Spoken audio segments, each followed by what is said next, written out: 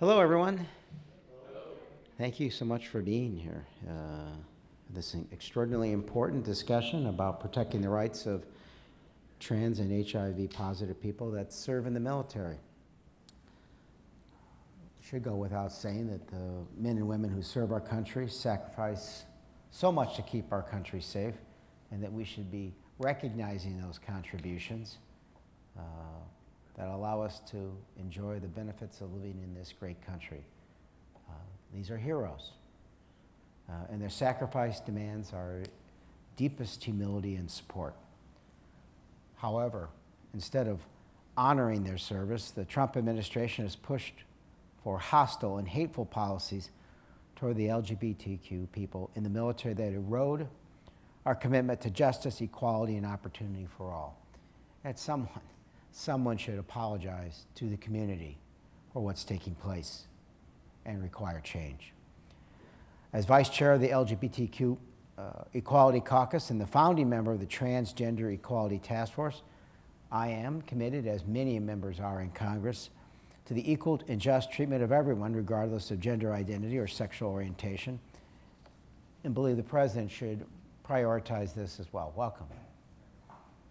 I'm a proud original sponsor of the Equality Act, H.R. 5, that would amend the Civil Rights Act of '64 and other existing laws to ensure that all Americans are afforded the same protections against discrimination as every American, and ensure that all LGBT Americans have access to basic human rights. The bill says that any discrimination against LGBT individuals is illegal and ends discrimination in public accommodation, federal finance assistance, education, employment, housing credit, and jury service. Now, that act passed the House of Representatives on May 17th and 2019, and like many other extraordinary measures, awaits further action in the Senate. I strongly urge the Senate Majority Leader, Mr. McConnell, to take up this important legislation that would ensure everyone in America is treated equally under the law. I'm also an original co-sponsor of HRS 124, which opposes President Trump's cruel ban on transgender service members. We must continue to champion equality and fairness in the military, even when the administration refuses to do so. In 2016, I led a letter to the Department of Veterans urging the VA to cover transition-related surgeries for transgender veterans, which was prohibited. Transgender veterans deserve this surgical care, and I am committed to improving the well-being and health for all military service members, regardless of orientation or gender identity and expression. On April 12th of this year, the DoD began to implement the process of prohibiting transgender people from joining the military and prohibiting any transgender person in the military from living consistent with their identity, gender identity. Instead of rejecting qualified trans troops to serve a cruel and decisive political agenda, the military should focus on recruiting and retaining the best to serve in our military. For 3 years, transgender people have been able to openly serve in our military. In this time, they have served with honor, with distinction, and with pride, and our military has thrived with their service. We cannot take this step backwards and reinstate a discriminatory policy which puts our service members and our country at risk. Instead, we should applaud and thank those who are willing to put their lives at risk to protect this country, and should not waste time worrying about how people in the military identify themselves. Using medical costs as a cover for the administration's narrow-minded views is disgusting and wrong. We need to call out these immoral tactics and work to fight for inclusivity across the board that includes the military. The Trump administration has implemented the deploy or get out policy created by Defense Secretary Jim Mattis. This involves enlistment, deployment, and commissions.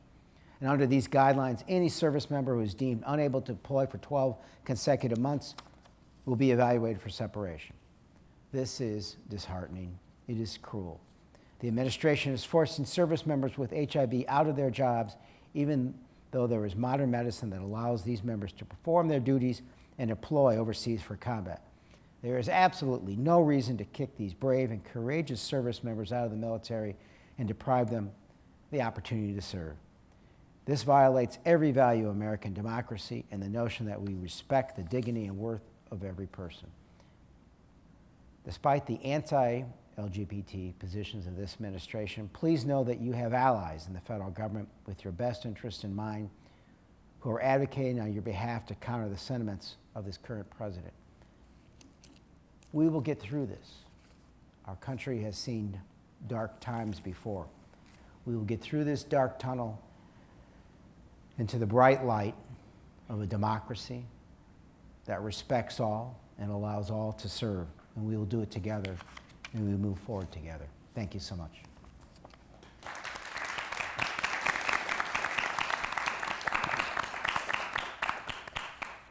Thank you, Congressman. Good afternoon, everybody. My name is Vanessa Sheridan. I am the Director of Gender Equity and Inclusion at Center on Halsted here in Chicago. And on behalf of all my colleagues here on the panel, I want to welcome you to this event this afternoon. We are delighted that you have chosen to join us. I understand we have at least one elected official with us this afternoon. Is Alderman Kappelman here? Hello, sir. How are you? Welcome. And just to be fair, do we have any other elected officials? Okay. Or soon to be elected. Yes, soon to be elected. Right, we do have one soon to be elected, yes. And hopefully that will happen. We have a great opportunity this afternoon to learn from some really smart, experienced, well-versed folks who are going to talk about the topics of transgender in the military and military folks who are serving with HIV and AIDS. So I don't want to take up too much more time. It's not about me today. So I want to start over here with Kara, and we'll just have each of these individuals introduce themselves and spend a few minutes talking about their area of interest and their background in that. And once they are done, then we can open it up for Q&A, and we welcome your questions at that point, okay? So why don't we begin here? Kara? Good afternoon. I'm Kara Engelhardt. My pronouns are she and her. I'm a staff attorney here in Chicago at Lambda Legal, and I'm counsel on a couple of our military cases, both the case on behalf of trans service members and those wishing to serve, as well as folks living with HIV who are currently serving and wishing to serve. Should we continue through with introductions, or should I? Okay. Just go ahead. All right. So I'm going to begin with a little bit of conversation or talking about the trans ban and how that has led to litigation. But to start all the way back, we can consider that Don't Ask, Don't Tell was repealed in 2011. And at the time, perhaps, what folks didn't know was that only allowed for open service by lesbian, gay, and bisexual people. When the Obama administration in 2016, under our then Secretary of Defense Ash Carter, issued a new resolution to begin for open service for transgender folks. I think some folks at the time weren't aware that transgender folks weren't already covered by the repeal of Don't Ask, Don't Tell, but they weren't. So as of June 6th, 2016, currently serving folks in all branches of the military who identified as transgender could freely come out and live as their true selves and maintain their careers in the military. And then beginning in January 2019, the intent was to allow trans folks to enlist into the military or to commission as officers into the military, which actually affects not just folks who wish to join, but current folks who are enlisted and want to promote up to the status of commissioned officer, which we'll discuss more as we go. So in July 26th, 2017, President Trump tweeted that he was reversing the Ash Carter policy and immediately banning the service by trans folks, which would in effect have ended the careers of folks who had come out in that interim period between June 2016 and July 2017, so pulling the rug out from all kinds of folks who'd felt safety and security and trusted their military officers and superiors, as well as the government, to come out and serve as the people that they are. We immediately sprung into action, having already coordinated and been concerned that this could potentially happen, and 4 lawsuits were filed across the country. Lambda Legal is counsel in a case called Karnosky v. Trump in the Western District of Washington State. There are 3 other cases: Stockman in the Central District of California, Doe in the District of Columbia District Court, and Stone in Maryland District Court. Our case, again in Washington, is on behalf of 8 folks, 6 active service members and 2 who wish to enlist. 3 of the active service members kind of identify salient harms and have really relatable stories, I think. One of whom is a woman named Lindsay Muller. She's now in her 19th year of service, very near to her retirement, has in fact already put through her paperwork. She has been educated from within the military up to about $1.5 million worth of training. She's an attack helicopter pilot and has served in combat in Iraq. And she chose to serve in the military for similar reasons as to many other folks. She's extremely patriotic and from a small town in Missouri where there weren't a lot of opportunities for advancement for people in her financial situation. She told me college really just wasn't an option, and she wanted to become educated and advance herself, and obviously had the aptitude to do so, as she has commanded hundreds of troops at one time in the Army. Additionally, we represent someone named Therese Lewis, who represents a different sort of set of factors of trans folks living in the military, similar to cis folks or anyone else. Therese is married and has a child. Her son has a chronic health condition that requires consistent medical care and high quality medical care. She also joined the military to advance herself in the Navy, but now relies on her military service and benefits to care for her ill son, and so that her spouse can stay home to take care of this child. And finally, we represent an individual who in the lawsuit is named Jane Doe, which is an anonymous name, because Jane Doe is not currently living out as the woman that she is in the military. Therefore, if she were to come out now that the policy's been reversed, she would risk her career in doing so. And finally, we also represent a couple folks, like I said, who wish to join the military. The lawsuit's lead plaintiff is a young man named Ryan Karnosky. He wants to join the military to serve either in the Army or the Navy as a social worker. Comes from a long line of military service, and in fact has lost relatives in the recent wars in the Middle East and has seen what that's done to his family, but also his cousin's fellow service members, and wants to serve as a social worker to address those needs. And I think we can say he's pretty qualified since he's currently a PhD student in the Berkeley Social Worker program. And so this case has really progressed a lot since that tweet happened. We filed suit the following month. We achieved a preliminary injunction halting it from going into effect to preserve the careers of the current service members and to allow folks to enlist as the course outlined in January 2019. However, the military tweaked its policy a little from outright banning people strictly based on transgender status to ban folks based on diagnosis of gender dysphoria, which remains an effective ban for trans folks because in order to seek medical care, gender-affirming medical care, you generally need a diagnosis of gender dysphoria. And so therefore, because of that slight nuance, we're having to go back to the trial court and continue litigating this case. Our preliminary injunction was stayed by the Supreme Court because of that change. And so our clients continue to be at risk should that small change of the word gender dysphoria actually be used to invalidate the entire policy, because it's a little nonsensical for the military to say you're banned from joining if you have gender dysphoria, but we're going to maintain your service if it's so disqualifying. So the current service members who've been able to be grandfathered in are still at risk, but as are any people who are in the military and haven't come out to serve as in their true genders. And anybody who wants to seek advancement into the military who is transgender continues to be barred from doing so. And I think with that, I'll pass it to my colleague. Can we hold on for just Sure. 1 second? Just a couple of quick things here as we move forward. First of all, I want to thank the Congressman for being here and for inviting all of us to do this. Secondly, I know that the Congressman has to leave here at about 2:30. Is that correct? So if he stands up and runs out, it's not because he doesn't like us. It's because he has another appointment he has to get to.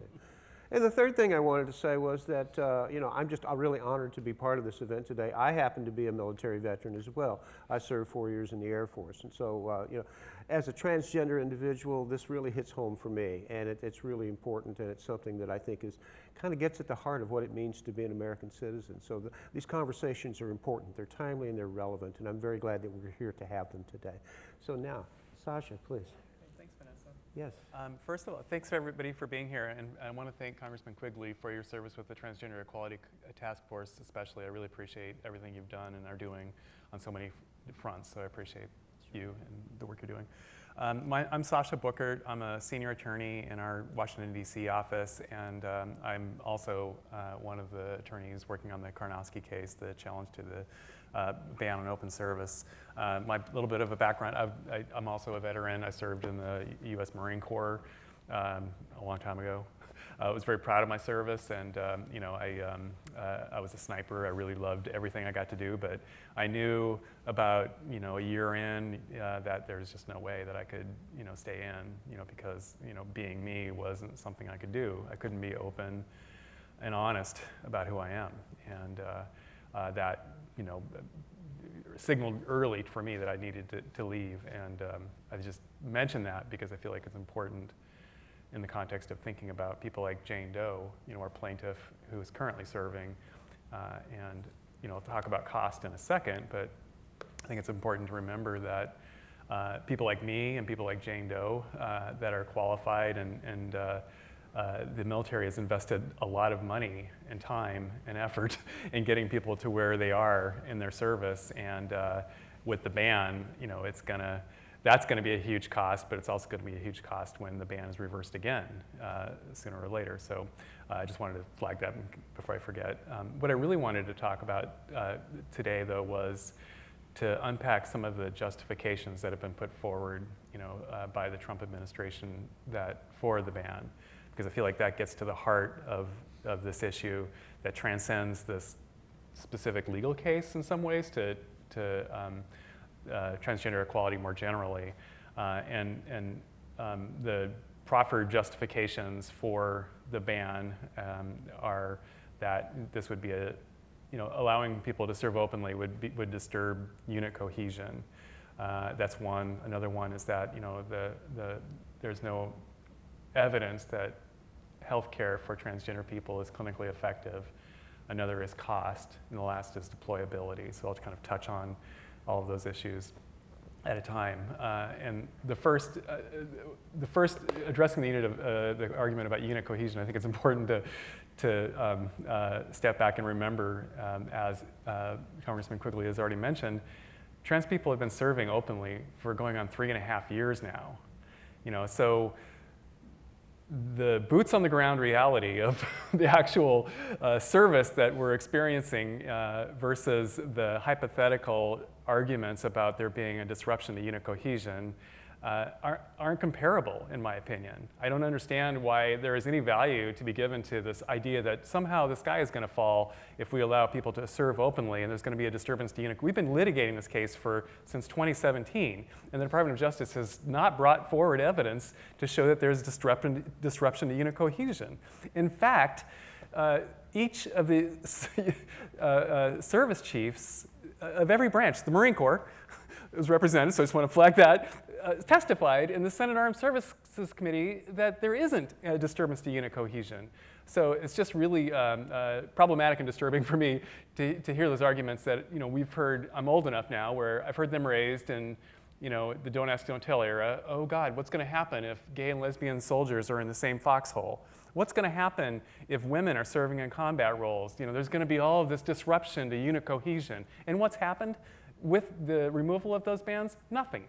Nothing's happened. I just have to remember, though, if you go back far enough, it was the same argument used to fight against desegregating the troops as far back as when Truman made that change.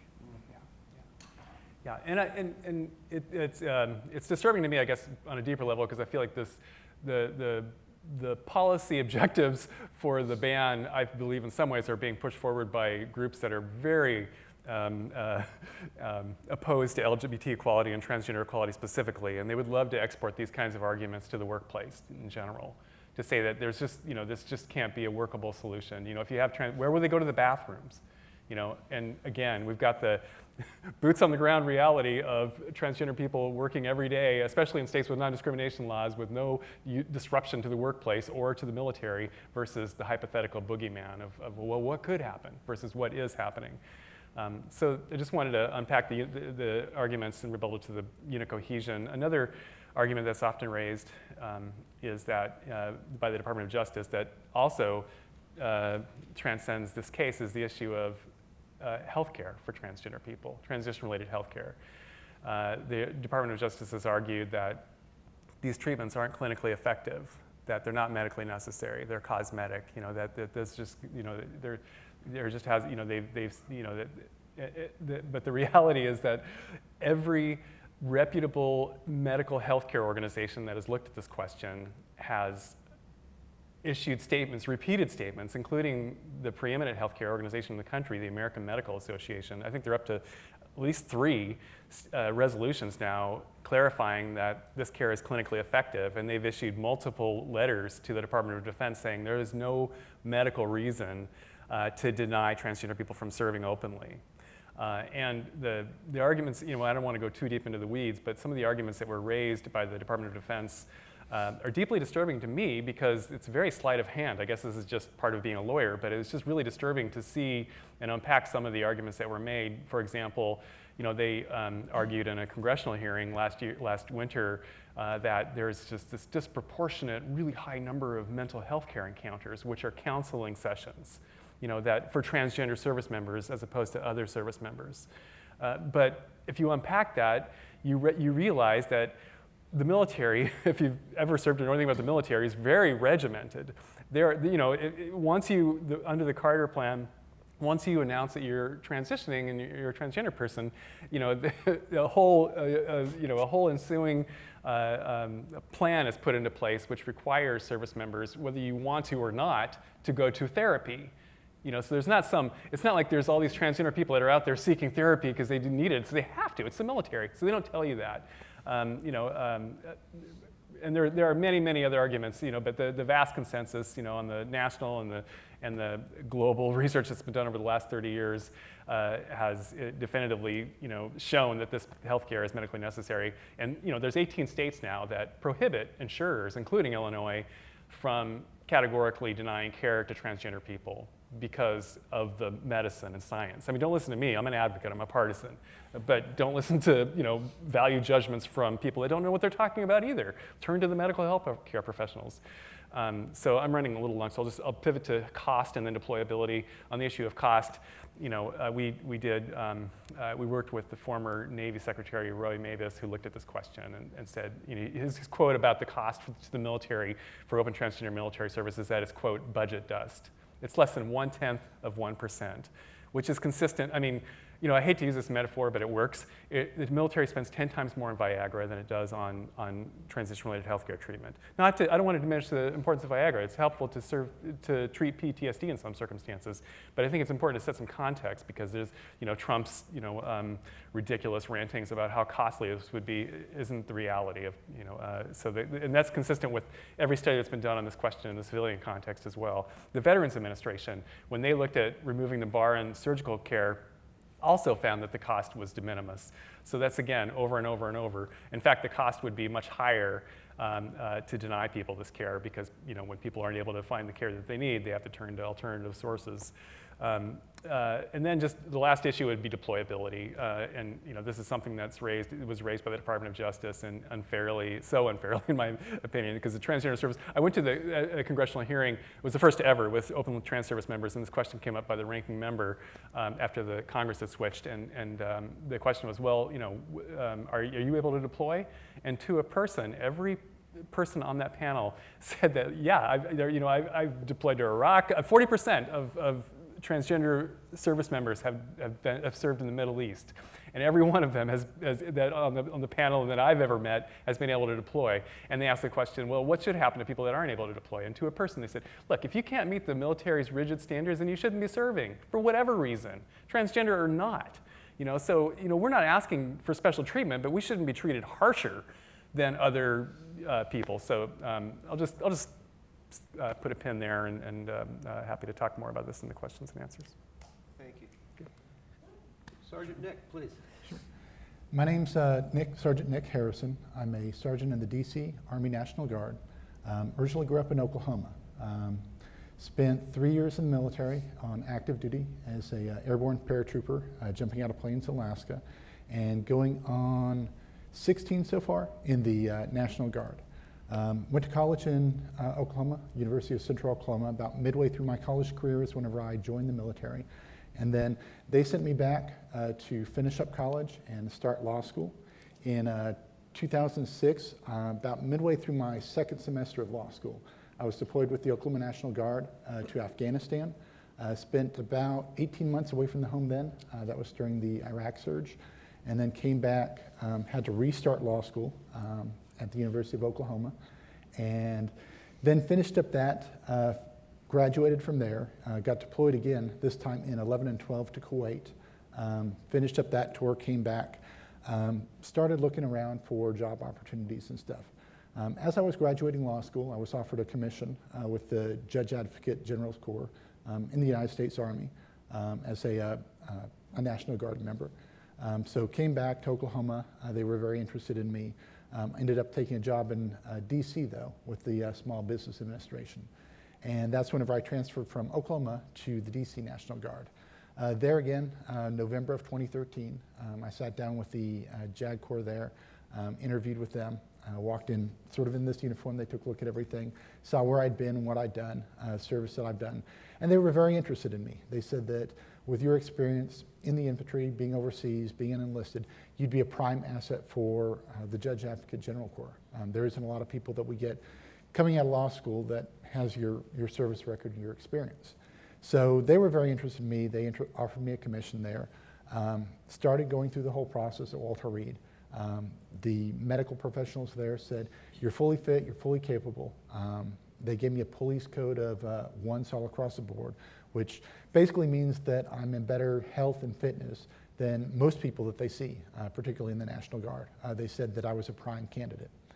But for current military policy, the Department of Defense says that if you're HIV positive, you can't enlist, you can't deploy overseas, or you can't commission. You can't become an officer. So even though all the medical professionals say that I'm fully capable, even though I only take 1 pill a day, there are no complications, no issues whatsoever. I mean, it's practically like I don't really even have the disease. The treatment is so good these days. They're saying that I cannot become an officer. And all the money that the United States Army has invested in me, in time and training, in getting my education and going to law school, they're saying, no, we won't let you become an officer. We'll let you stay in the military. You can still be enlisted. You can still sort of serve as a sergeant, but we won't let you put your skills to use in the courtroom. And so over the past few years, I've been fighting that. During the process is whenever I got connected with Lambda Legal and met Scott here. And he's going to talk a little bit about the policy and some of the challenges that they're currently fighting in the court system right now. Thanks, Nick. What Nick doesn't tell you is that on his chest here is a combat infantry badge, which for folks who don't know, it's a real deal medal. And he is a real hero, both for his service and for what he's doing now in this lawsuit. So I want to add a little bit to the story because after we brought the lawsuit, so my name is Scott Shottis. I use he, him, his, and I am the HIV project director at Lambda Legal. I do advocacy and legal work on behalf of people living with HIV in a variety of different areas.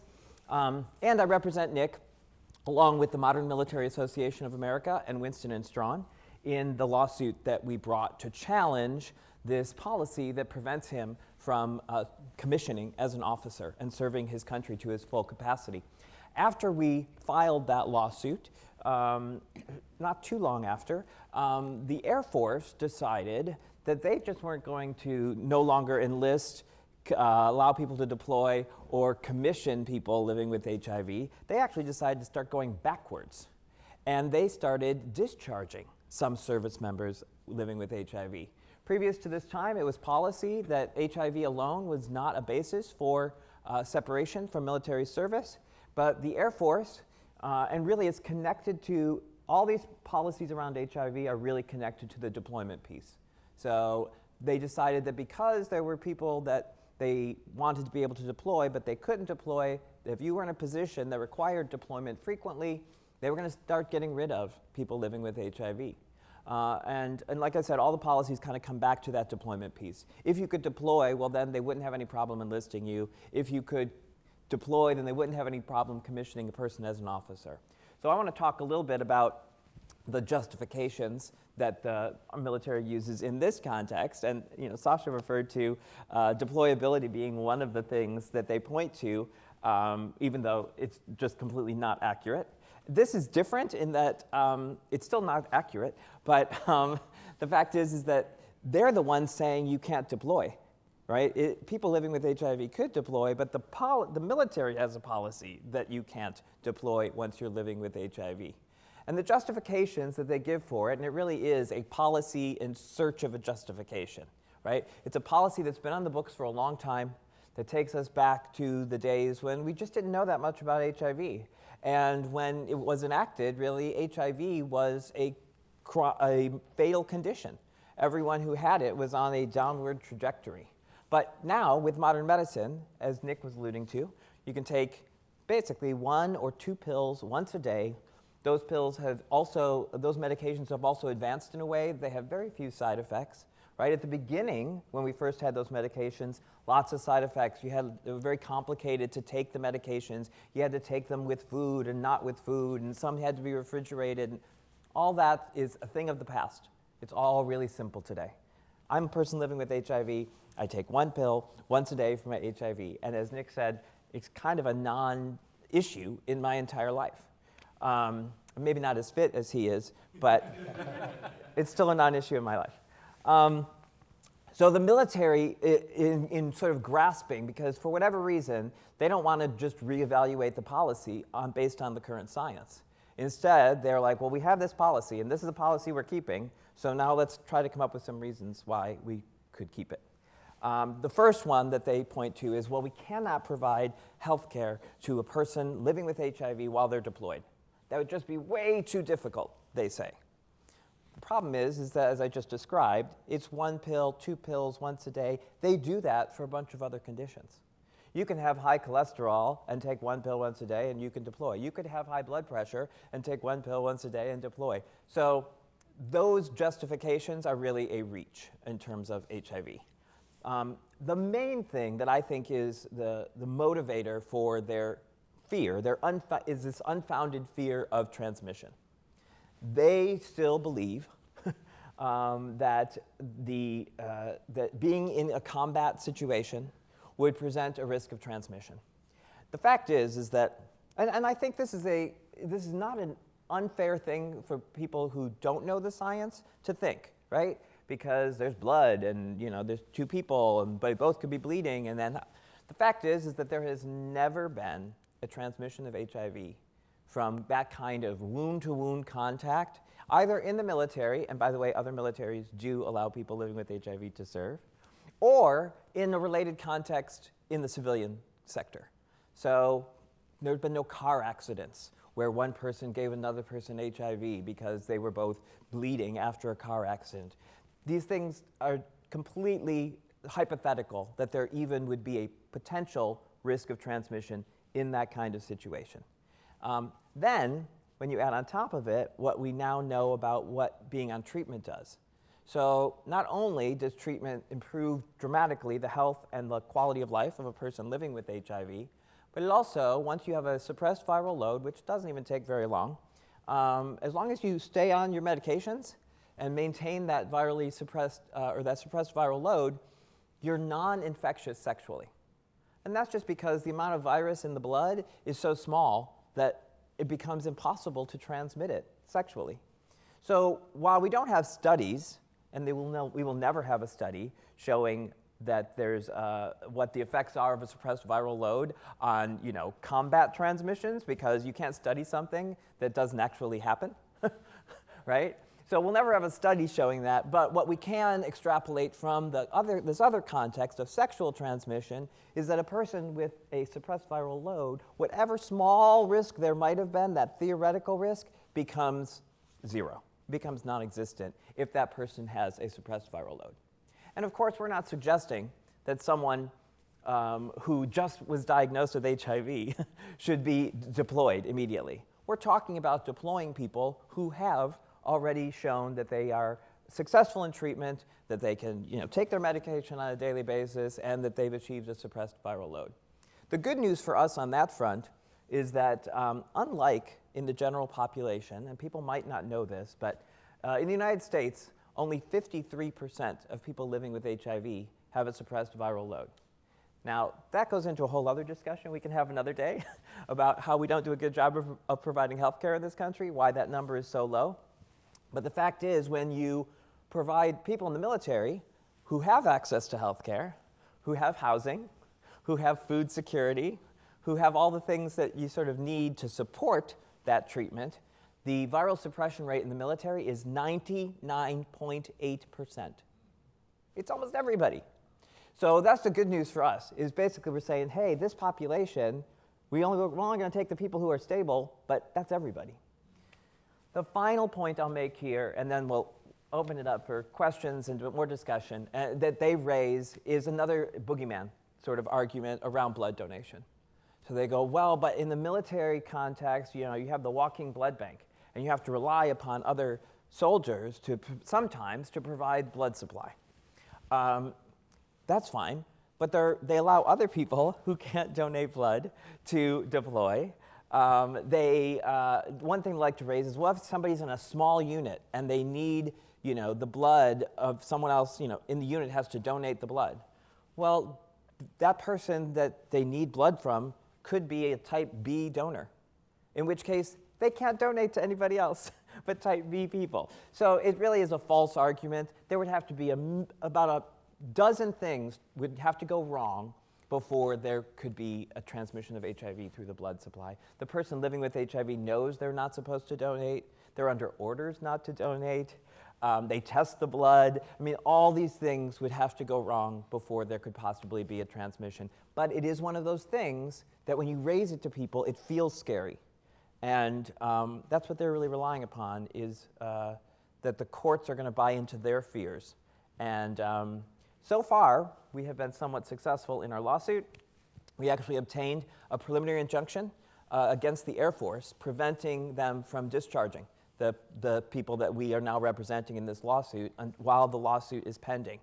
And in that preliminary injunction order, the district court said that not only did we have a likelihood of success on our retention claim, in other words, you shouldn't be able to kick these people out, she also said we have a likelihood of success on our claims regarding deployment, that they should be allowed to deploy. So that's huge. The government has appealed that to the Fourth Circuit Court of Appeals. We argued that in September, and we are awaiting our decision, which will be one that will allow us to move forward to trial in this case. And we'll be doing that in the spring in the Eastern District of Virginia.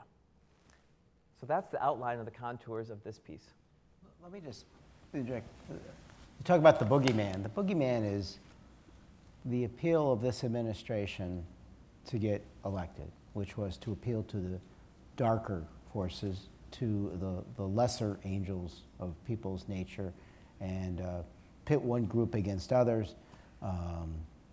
And it sadly worked to the extent it did. So the boogeyman is xenophobia, homophobia, misogyny, bigotry, racism. And what you have going for you is honor, facts, truth, and hopefully through all this, justice. So most of our policy issues have political solutions. Don't forget science. We have science on our side. Yes, keep forgetting that. I'd say what the government has is fear and ignorance, and so, and lots of solutions to problems that don't actually exist.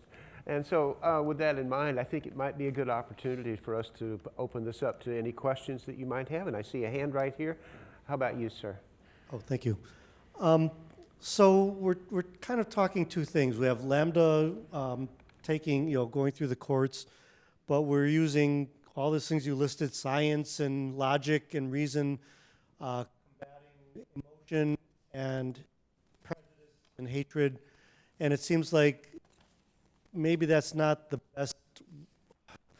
best way to kind of change people's attitudes and try to avoid repeating this process of having to go through science and courts and stuff like that. How do we come up with some sort of a solution that kind of changes people's attitudes and actually changes people instead of just kind of from a legal and intellectual method that doesn't seem to be working particularly well with our current administration. I'll take a stab, yeah. When, I think before becoming an attorney, I was an organizer for a while, and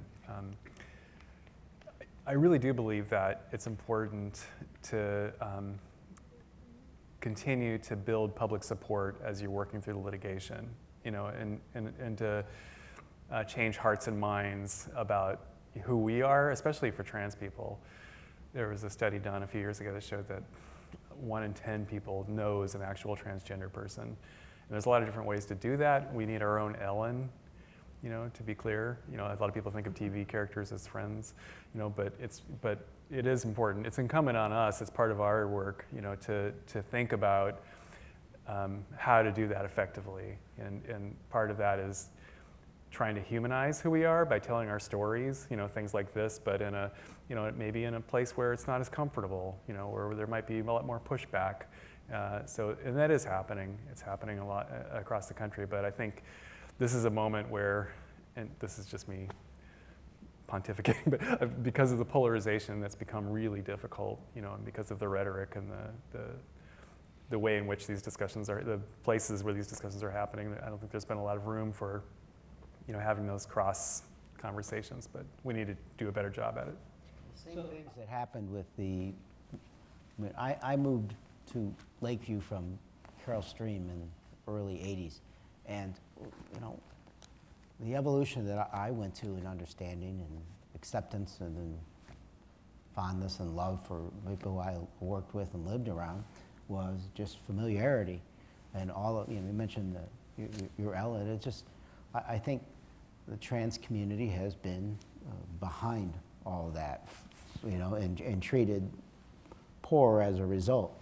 And it will take that same evolution driven by everybody, appreciating the fact that that was me before, or that was someone else I know in discrimination, and uniting toward that end.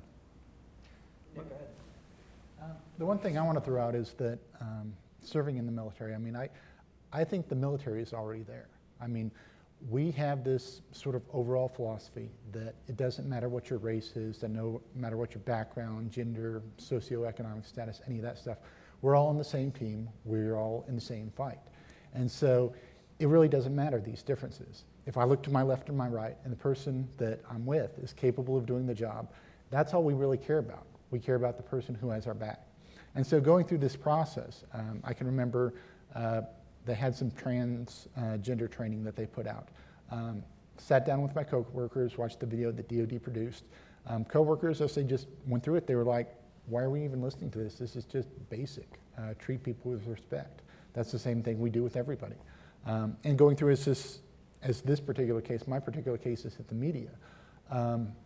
I've been approached by soldiers in the unit, and they said, I just read this article about you. I want to thank you for your service. I want to thank you for doing this. I think what you're doing is really courageous. And that's the only reaction that I've gotten from fellow service members in the military. There hasn't been any fear. There hasn't been any ignorance. Within the military itself, I've seen some very positive sort of reactions for both of these issues. And I'll just finish off on that. First of all, that's really hopeful, right? That actually the people on the ground are good. We're having trouble with the leadership in this instance, in both these situations.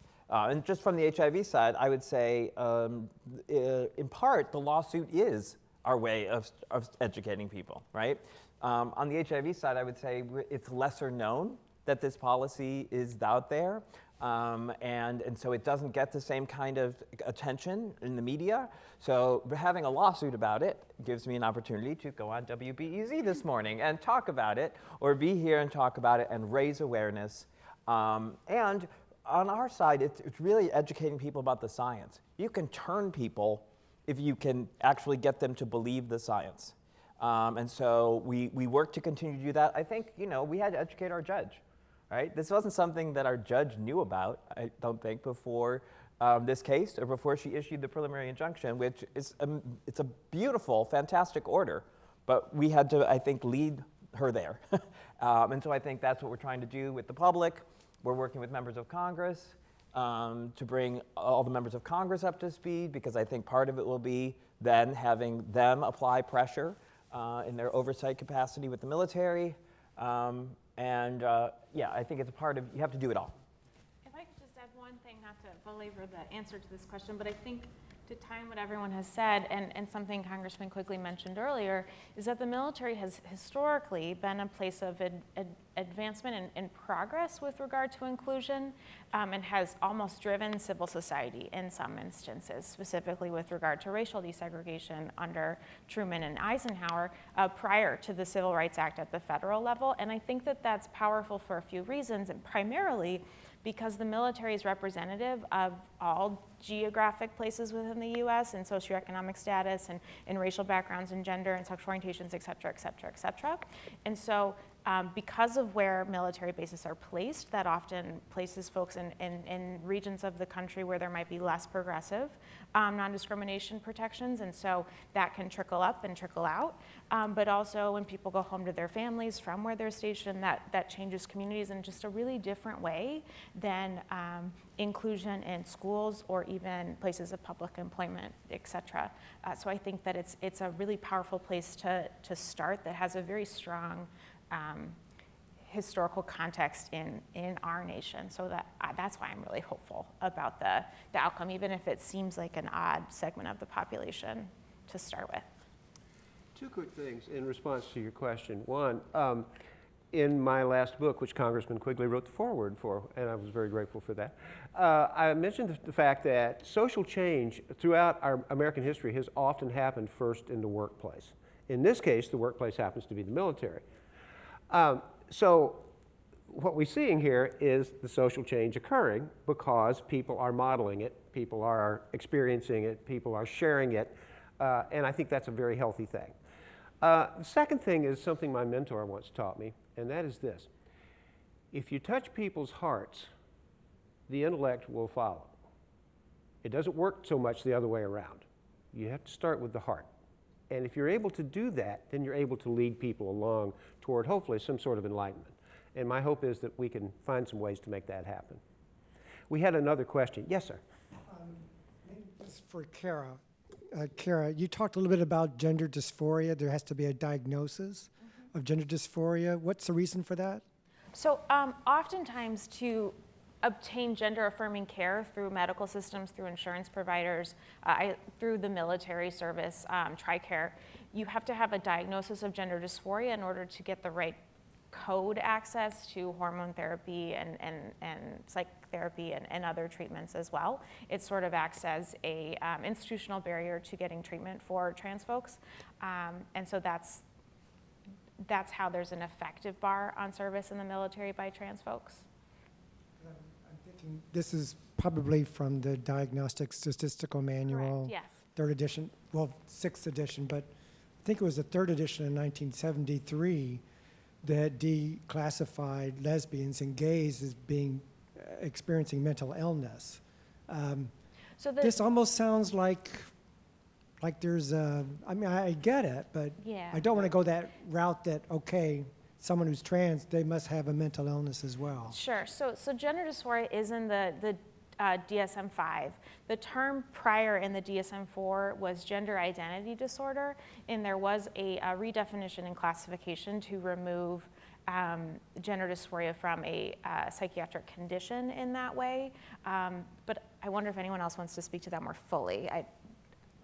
That's basically the. I mean, it's still an issue, right? It's still a medicalization the issue. movement of like whether that's a helpful thing or not to have a gender dysphoria diagnosis. Can you speak to that? Yeah, Sasha? I mean, I think there's a piece of this that is often raised that we don't want to be stigmatizing people with, other mental illnesses as if to say that, having gender dysphoria is or having a DSM diagnosis is, a really bad thing that we shouldn't have. I personally would prefer to not have it and to be able to access care in ways that, is between a doctor and a patient. I feel like it's become a gateway, it's become a threshold ticket to get wherever else you need to go. And that's the existing policy under the Carter plan, is that that's the trigger that leads you to your transition, is you have to have the gender dysphoria diagnosis. So I would prefer to remove it personally, but I think it's an ongoing discussion within the community about what that will look like. Thank you. Any other questions from our audience here? We have one more. Yeah, a friend of mine is a trans guy that recently entered the Air Force, and I'm just wondering how secure he is in his present situation. That's something I tried to touch on, but didn't touch on well. So the original presidential advisory rule from the summer of 2017 banned service based on trans status explicitly, using the word trans or trans identity or trans status. After we achieved our preliminary injunction putting that on hold, the military finagled or changed up its policy to some degree and released that in March of 2018 to change the ban based on gender dysphoria like we were just talking about. And it grandfathered in folks who were currently serving, including your friend, including folks who in the window while our preliminary injunction was in effect allowed people to enlist. And so people who are currently serving and are open about their trans status in the military are protected under the current policy that we're litigating. However, should the qualification, the grandfathering, be grounds for undermining the military's entire policy, should a court look at that and say, this isn't logically consistent? If you want to assert that somebody living with gender dysphoria is unqualified for the military and should be disqualified, then your grandfathering clause doesn't make sense. If the military has said that if that is what undermines their position, then the grandfathering could be rolled back as well. So people who are currently serving are protected under the current policy, but they are at risk and they still have standing in our case to bring this litigation. And I'll just piggyback with 2 points. That the badge of inferiority that you can imagine would be stamped on a person like that. If you imagine if you were in your workplace and they said, everybody that looks like you has to leave, but you can stay. How do you imagine your peers would look at you, moving forward, or your command? And the other thing I would add is just that the Department of Justice didn't do that out of their fondness for the existing or currently serving transgender people. If you remember the tweets, it was very clear that Trump wanted to ban anybody that was transgender, actively serving or not. But they realized pretty quickly that the legal footing for purging people that are existing that are currently serving would be place them at great liability. So they realized that the legal risks were too high. And there's a similar, I should mention also, context that's similar to Sergeant Harrison. For folks who are enlisted and want a commission to officer status, they're also prohibited from doing so under the current policy, and that's actually one of our other clients in this case, Catherine Schmid. She submitted her warrant officer packet with the highest of recommendations and was unsuccessful in achieving the officer status because of the ban. I wanted to pick up on something that Sasha just said about the badge of inferiority, which I think definitely plays out with respect to these policies for people living with HIV. It really does stamp you within the military because you aren't allowed to deploy as somehow deficient, unable to perform your duties. That's the message it sends. And I think it's blurry, right, for other people in terms of what's behind that. I think some people think about risk of transmission or think about transmission risks or inability to provide care to a person in a deployed setting. But some other people might think, oh, they're just physically incapable. But in fact, what we know, and this study was done by the current person running the HIV program in the Air Force, is he did a study of people living with HIV and their physical health, like strength and things like that, as compared to people who were not living with HIV. And the study found that people living with HIV were in better health, were stronger, were more capable, were physically more fit than the people who did not have HIV. So that's a myth that I would like to sort of bust, but having these policies in place makes it really difficult to do that. I guess I'll add a little bit as far as the sort of the badge that it marks you with. HIV in particular has a lot of stigma, and the military has sort of a weird sort of quasi-policy that on one hand they're saying, we value your privacy, we're going to protect it, we're safeguarding it, we're not going to tell anybody in your unit that you happen to have HIV.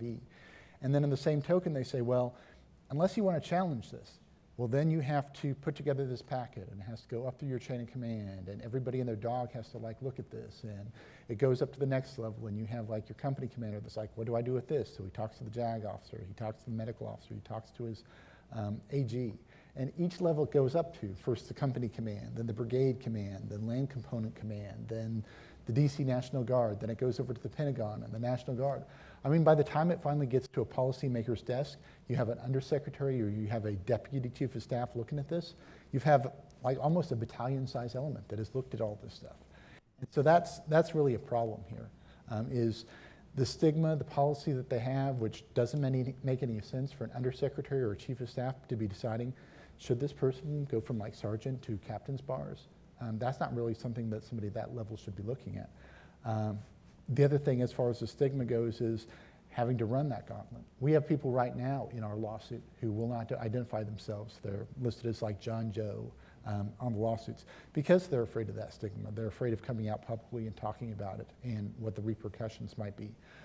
That's a real problem. I mean, anytime that you have this type of issue out there and you don't have clear guidance to your chain of command, people who are freshly diagnosed, figuring out how do I operate this? Who do I talk to? What do I get? I get calls every day about this issue from soldiers who are just diagnosed, don't know where to turn to, don't know who to talk to. And they're reaching out to me, finding me on Facebook randomly. That's a real problem. Anytime you have that situation where the chain of command is not protecting the soldiers, is not looking after them, doesn't give them clear guidance, doesn't give them reassurance, that's a failure of leadership. That's something that I've always been taught as an NCO we should never do to our service members. Any other questions from our audience? We have one. Thank you.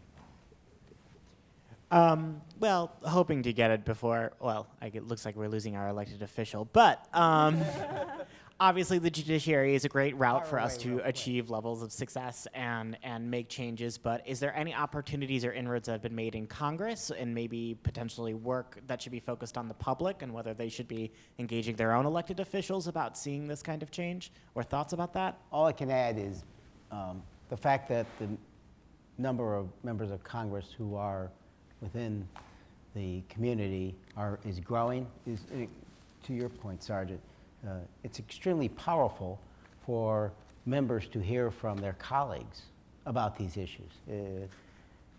There's a connection there in the first place, but it's a very powerful learning tool and a sharing. There's a camaraderie that goes there that you talk about in the military. So I think that's exceptionally helpful. And as I said before, policy problems most commonly have political solutions.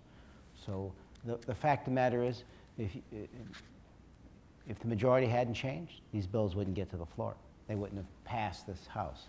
So it's cold-hearted. You can, I encourage my people who are Republican to push their folks to turn over. We need more bipartisan support for all these things because it shouldn't be a Democratic issue. Right? It shouldn't be a Republican issue. It should be an issue of justice, fairness, and who we are as Americans. Right? John Wayne never saw a battlefield. So that image that is still portrayed out there in their minds is simply wrong. And I think elected officials can make a big difference in that. And people driving up those policy decisions from the public standpoint is invaluable. I've got to go, but thank you. God bless. Thank you, Congressman. Thank you. Thanks. I was just going to say that, so we got the bipartisan, it is a bipartisan issue, I would say, on the HIV side, but it's bipartisan on the wrong side, whereas I feel like we have to educate all the offices on this issue, right? There isn't sort of a natural, even our friends, setting aside Representative Quigley, and a few others, even our friends have trouble sort of wrapping their heads around this because it's new to them, it's new science. they don't realize sort of where we really are when it comes to HIV. So I feel like we have to educate, to your point earlier, everybody on this, both sides of the aisle, in order to move things forward. And I wanted to add to something you said before you say more. And we're lucky, or that we had Nick that had been trained as a lawyer and was quite sure of himself, right, and is enough of an adult at this point that he went and faced that discrimination and the ignorance and the stigma that it produced at every level that they made him sort of challenge this at before he even got to us. But as he's saying, there's people out there that are in the Air Force who are proceeding anonymously. We also have another lawsuit actually on behalf of two people who went through academies. They went through the Naval Academy and the Air Force Academy, and at the end of their time at the academy, they had seroconverted and they were HIV positive, and so then they couldn't get their commission. Well, now we're talking about really young people, and so it's important that we change the policy so that it affects everyone equally, and that folks don't have to struggle through all those ignorant chains of command along the way. And I'll add to that before I make the point I was going to make.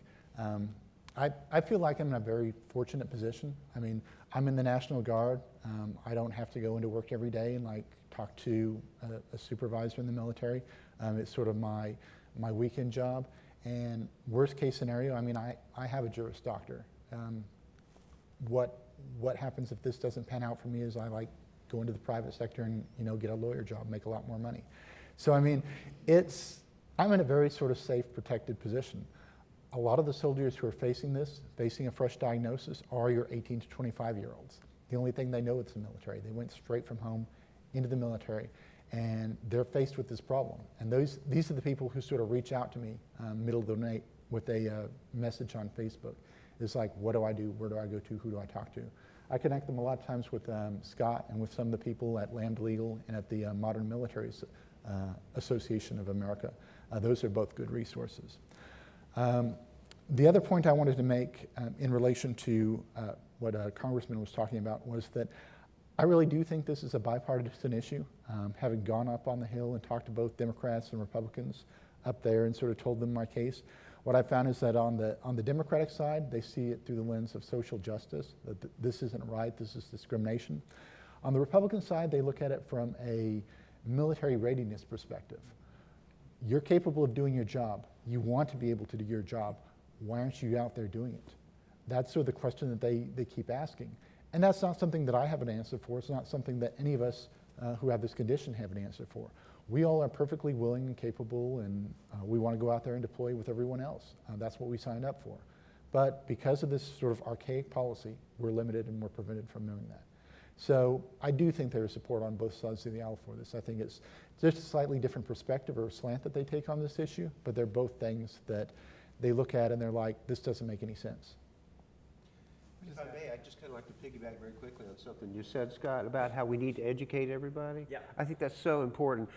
My own personal philosophy is that everything starts with education. You have to give people this basic foundation of understanding and information, because once you do that, you raise awareness.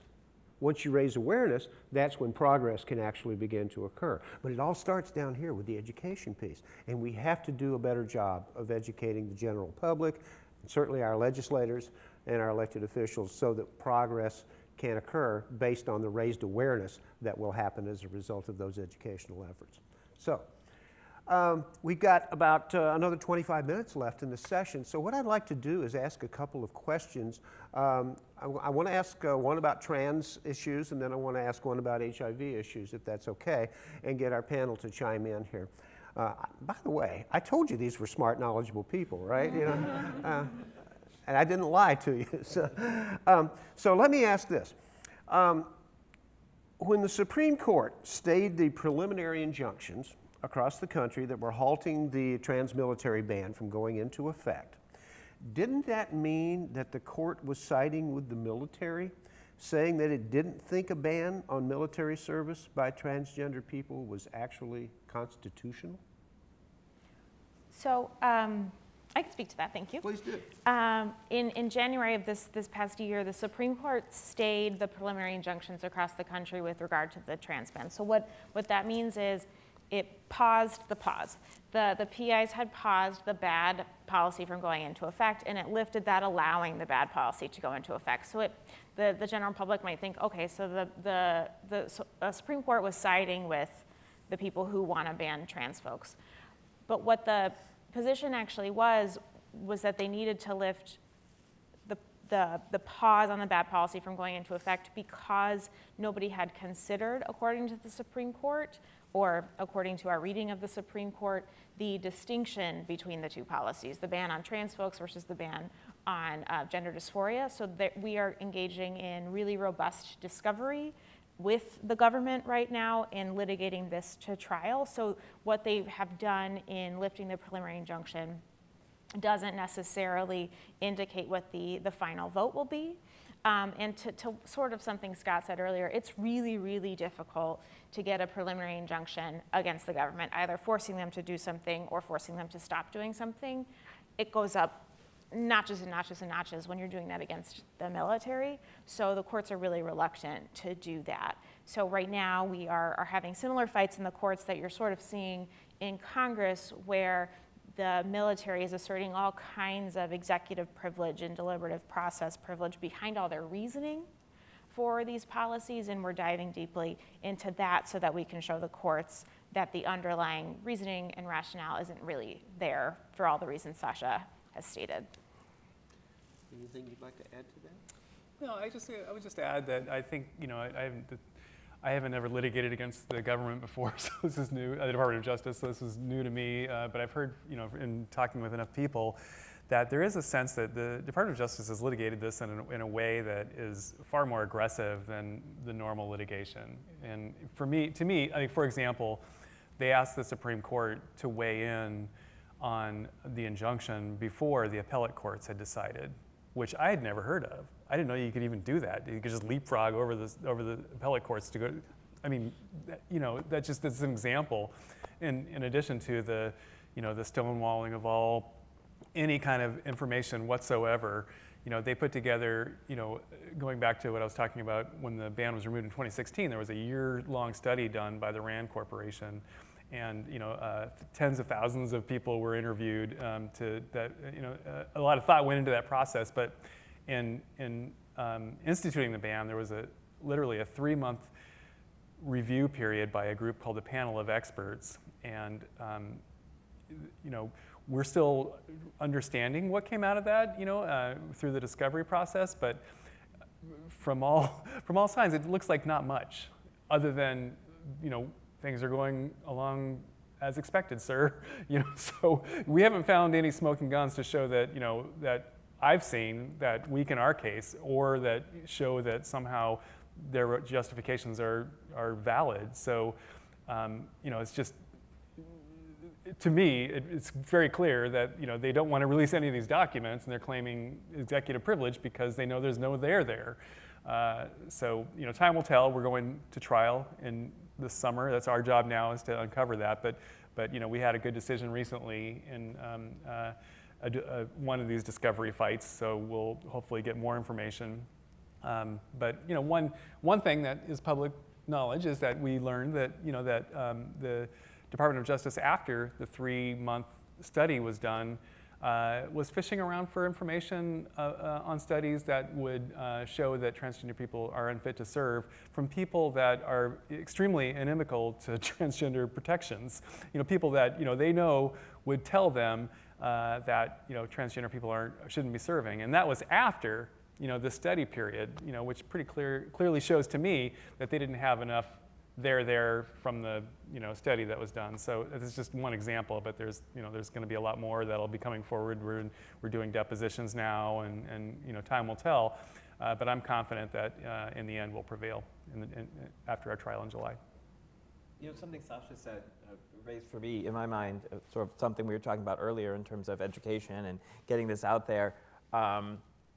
With the HIV-related cases, I feel like I want publicity, but I don't want so much publicity that it ends up on this president's radar, right? Because, yes, the DOJ has been aggressive in our case, but sort of not as aggressive because it's not as politically driven.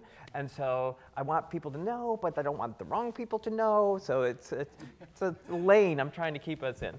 For context, nobody had leapfrogged the appellate courts since Truman took control of the steel mills during World War II. So that's the uniqueness of our opposing counsel in this case. Okay. Let's ask an HIV-related question. And perhaps, Sergeant Nick, you can speak directly to this. What happens if a deployed soldier loses their HIV medication or is somehow blown up out on, when they're overseas or whatever? Wouldn't they become sick? Well, if they're blown up, they're not going to be sick, they're going to be dead. But if they lose their HIV medication, wouldn't they become sick and infectious to others if they're no longer virally suppressed? How would that work? Right. First off, I don't think that that's really a legitimate situation. I mean, you do not instantly be like, okay, I don't have my pill, and all of a sudden I become infectious. It doesn't work that way. It takes several weeks before that happens. So there's a lengthy period of time there. And then the second thing that I put out there is that the military, in planning this, in doing this type of logistics, would simply set up supply lines. They'd set up the stocks in the medical situation. They'd have supplies here. Just generally a person who has HIV medication themselves, they don't necessarily have all their pills at the same place. They'd have some on them, they'd have some in their pack, they'd have some place, like on a shelf someplace and whatnot. So there's a long supply chain in the military. And the idea that all of a sudden this pill is just going to vanish someplace in combat, I don't think that's a legitimate concern. The military has to truck in tons and tons of water, tons and tons of food. Sometimes they fly them in all the way from Europe. And all these supply chains is just merely, if they put this situation in a combat situation, it's like checking a box. We're going to have this on the supply list. We're going to have these supplies in the clinic. We're going to have these supplies in the route so that those pills are available, just like they do with malaria pills. Whenever they send people off to Afghanistan, they have these bottles that they ship in, just like they do with any type of cholesterol medication or anything like that. It's just the process of putting it on the list and planning for it. Yeah, and I would add, so this is a justification that's being provided in this litigation is, but what if the soldier loses or their medication is blown up, how do you then, what happens to that soldier? And they're going to become sick. So sort of taking their premise as valid, which I agree with you, it's probably not. But even if that happened, as Nick said, one, you don't suddenly become infectious. You also don't suddenly become ill. So HIV is a very slow-moving condition, and we don't necessarily think of it this way, but the incubation period really from exposure and infection to a place where you would have like an AIDS diagnosis or serious consequences is generally about 10 years. So this idea that, if a person was without their medication for a couple of weeks or even a couple of months, it would not set them back in any significant way. And by the way, when they got back on their medication, they'd return to full health. So that's number one. And yeah, I think it's important to recognize that it takes a long time before anyone would become sexually infectious. And that still doesn't mean that they're infectious in the kind of exposures that the military is allegedly worried about, right? These sort of combat wound-to-wound contact sort of things. As I said before, we don't know if there's any actual risk there. So we don't really have to worry about whether, I don't think a person, even with a detectable viral load, would be a risk in those situations. We have another audience question. So sorry. My name is Brent Webb. I served in the United States Air Force from 2006 to 2012 and deployed to Afghanistan. I just wanted to make a comment for those that maybe did not serve. One of the things that seemed absurd to me about this argument that you're going to lose your medication is that I know that the entire time I was deployed, you have to take doxycycline for, I think, West Nile or something like that. You're required to take it, I think, once or twice a day anyway, and there are the supply lines that exist. So that, you have regular Joes that will just lose their medication every day for a number of different things. So to make a separate argument for this, I think, is just absurd. I just wanted to make a comment to that because it doesn't makes sense as especially a legal argument, because the military requires this in other instances already.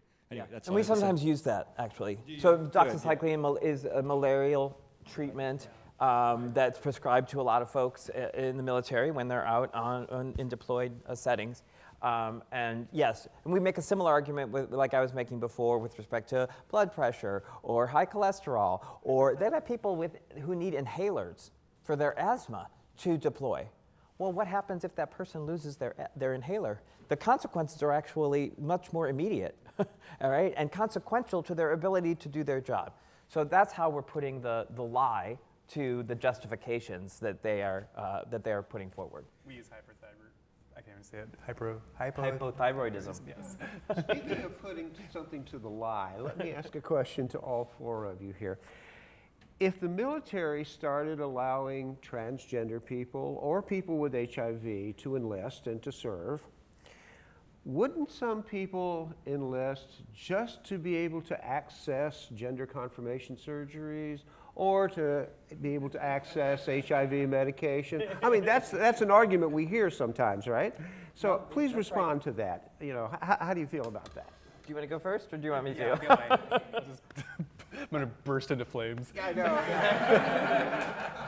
Or tears or something. It's like, I'm going to join the military so I can have a baby. It's just a ridiculous argument. I mean, people, again, 18 states prohibit the kind of categorical exclusion, of transition-related health care. So you can get surgical care if that's what you're looking for, but it's also dishonorable. It's dishonorable to the men and women who are putting their lives on the line for this country. People don't join the military for surgical care. We join it because we want to step up in the world and we want to defend our country. We want to serve our country. Ask any person, ask any transgender person, non-transgender person.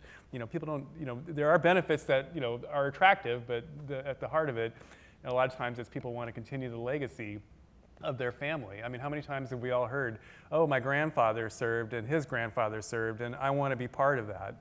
That's my story. Hopefully it'll be grandmother and mother, in the future, but those are the reasons that we've heard from openly serving trans people about why they're joining the military. Yeah, and I will add to that. First of all, it's interesting because the government attorneys have not raised this argument in our cases. So I think it's because they know it doesn't really pass the smell test. And actually there's some good law out there for us that the cost doesn't allow you to discriminate, basically. You can't cite to cost as a reason or a basis for your discrimination. But on the HIV side, there's a couple of things that I think are interesting. One, HIV care is actually available to people. Right? There's lots of reasons that people aren't in care, but there are lots of government programs, and Ryan White in particular, that if someone can't afford their HIV-related treatments, they'll be able to get that care through the government. So there's no reason to go and join the military in order to obtain that particular type of care. But then I say to people, and by the way, so what? Let's say someone did join the military because they wanted to get their HIV-related care. Well, great.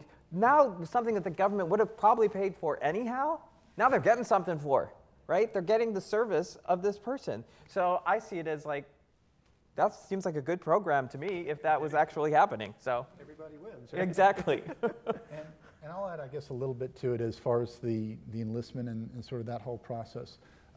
My experience sort of with the military is that it's always sort of been a pathway for upward mobility. You take people who are in depressed areas of the country, rural Oklahoma, for instance, or some of these neighborhoods in larger cities.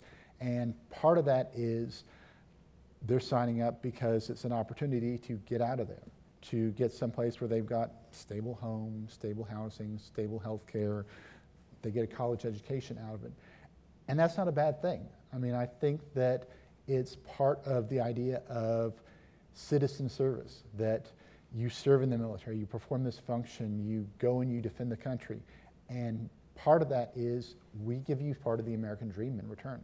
The pathway to the middle class, the college education, the opportunity to start a business whenever you start out, stuff like that. That's part of what is, I guess, sold to the American people, sold to the service members whenever they sign up, is that we're going to take you from whatever position you are, and we're going to make you sort of into this part of the American dream. I went to college on the GI Bill, so I can attest to that. Anybody else? We're coming to a close here this session, and I don't know about you, but I think this has been an incredibly rich conversation. I've learned a lot today. I hope you have as well. As we're closing, I would just like to ask each of you to maybe say one final thought that you'd like to share with our audience. Well, Lambda Legal is the nation's oldest and largest legal organization that advocates on behalf of LGBT people and people living with HIV. And we do that through impact litigation like we've been talking about, but also community education as a spin-off of our litigation, but also in settings like this or at conferences or schools. And finally, we do that through public policy, like the work that Sasha does on the Hill and Scott and Nick do on the Hill. So we really have this interdisciplinary approach to changing hearts and minds, changing policy, and if we can't, changing it through the courts, through judicial mandates. And so we appreciate you being here to learn about that, and I really hope you continue to spread all those messages. Thanks for your time. No, I think I just want to say thank you so much for coming, and I'm here to talk further if you want to talk later. I really appreciate everyone being here and sort of the opportunity to present this issue. For me personally, I guess that it all sort of boils down to, and I've talked about them quite a bit, the 18 to 25-year-olds that are out there, the service members who can't be up here on stage with us today because they don't feel that they're in that position. And I'm really appreciative for the opportunity to be able to come here and present this issue on their behalf. And I'll just echo what Kara said. If you learned something today, something you didn't know when you walked in the door, go and share it. Tell your friends about it. That's how we do the community education that you're talking about. Thanks so much. Oh wait, I do have one thing. There's always one. I always say this because I feel like it has to be said, but one thing that drives me a little nuts is that transgender people have always existed. We have always been here. It's just a matter of whether we're going to be able to live openly and honestly about who we are. We're not going to go away. We're going to always be here. We've always been here, and we're to a point in our histories, in our history, where we're able to live more freely. But I just want to underscore that because I feel like it gets lost sometimes or viewed as a recent phenomenon. So that's all I wanted to say. Yeah, removing stigma, from the other, is such a big deal. And that's true for trans folks or folks living with HIV or whatever it might be. We're all just human beings. And, I figure as long as we can get to know each other, put a human face on this stuff, treat each other like real live human beings, I think that's, hopefully the rising tide's going to lift all the boats, Of course, that only works if you have a boat. So, Thank you. Thank you all. Thank you.